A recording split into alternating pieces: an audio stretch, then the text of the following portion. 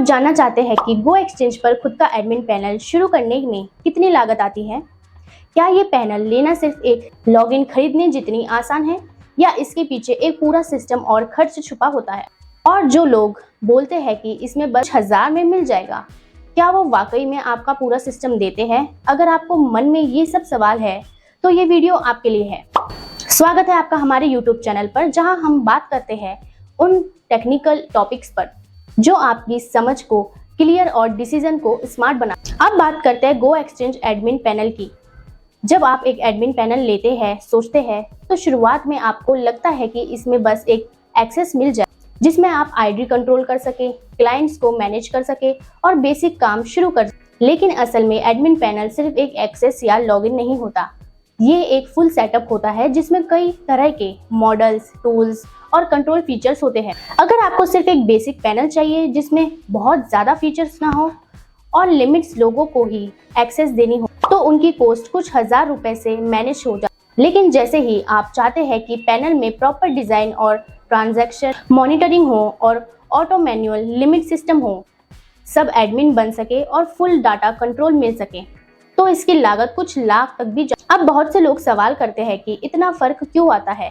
Panel भी pricing में इतनी सबसे वजह होती है फीचर्स और कस्टमाइजेशन। गो एक्सचेंज पैनल को आप जितना ज़्यादा एडवांस बनाते हैं, उतना ही ज़्यादा लिमिट, डेवलपर और इंटेलिजेंस लगता है और उसी के साथ उसकी कॉस्ट भी बढ़ती है।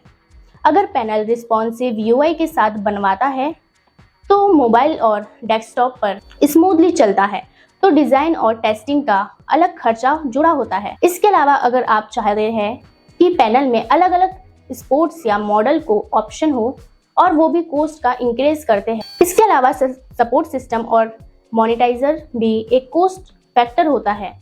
कई बार सस्ती पैनल मिल तो जाता है, लेकिन बाद में कोई टेक्निकल इशू आता है तो डेवलपर रिस्पॉन्सिबल नहीं होता। इसके लिए अलग आपको फीचर्स में भी सपोर्ट मिले, बग्स फिक्स और सिस्टम स्मूथली चले, तो वो सर्वर चेंज भी पैनल कॉस्ट में ही जुड़। कुछ लोग सब एडमिन बनाकर टीम के साथ काम करना चाहते हैं। इसके लिए भी पैनल की स्पेशली कस्टमाइज करना होता है ताकि हर यूजर को अलग लॉगिन हो, अलग परमिशन लेवल हो। कई डेवलपर्स ट्रेनिंग भी प्रोवाइड करते हैं ताकि आप पैनल में हर फंक्शन को आसानी से समझ सके और इंडिपेंडेंट वर्क कर सके। ये ट्रेनिंग भी एक इम्पॉर्टेंट हिस्सा होता है जो अलग से या पैनल कॉस्ट में इंक्लूडेड होता है। और हाँ, सस्ती कॉस्टिंग देखकर एक्साइटेड होने से पहले ये जरूर सोचें कि लॉन्ग टर्म में आपका सिस्टम कितना स्टेबल चाहिए, क्योंकि उसमें प्रॉपर सपोर्ट नहीं मिलता, रिपोर्ट सही नहीं आते और पैनल बार बार हैंग होता है।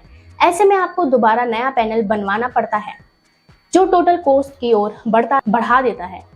इसलिए पैनल खरीदते वक्त सिर्फ कीमत नहीं बल्कि उसकी क्वालिटी, फ्लेक्सिबिलिटी को भी जरूर। अगर आपको ये जानकारी यूजफुल लगी हो तो वीडियो को लाइक करें, कमेंट्स में बताएं कि अगली वीडियो आप किस टॉपिक पर चाहते हैं और हमारे चैनल को सब्सक्राइब जरूर करें।